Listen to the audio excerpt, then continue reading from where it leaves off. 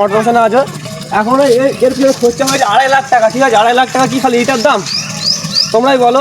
আগের মধ্যে টেবিল এখনো আসেনি, পানি আনতে আসলে ঠিক আছে মানুষ বলে কিনা যে এর মধ্যে পানি থাকে না, মাঝে মাঝে কলেজে ফিরে যাচ্ছে মানুষ। আর তোমরাই বলো কাকে ভোট দেবে?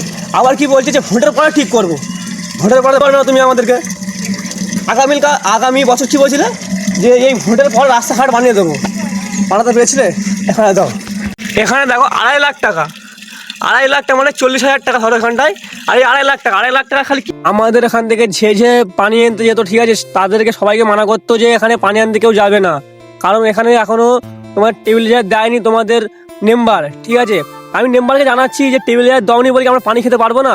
আর তুমি কি বলছো যে ভোটের পরে আমি টেবিল চেয়ার দেবো? তাহলে কি বলতে চাইছো? আগে তো এটা এই কথা ছিল না যে আমি যদি ভোটে জিতি তারপর তোমাদেরকে সব কিছু করবো। তুমি কি বলছো আমি সবসময় তোমার সুবিধা করবো, তাই তো?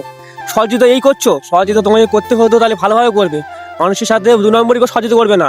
এই কি বলছো যে ভোটে জিতলে তারপরে সব কিছু কাজ করে দেবো? কারণ এর আগে তো এরকম কথা ছিল না যে ভোটে জিতলে আমি সব কাজ করবো। এরকম তো কথা হয়নি জীবনে, আর হবেও না।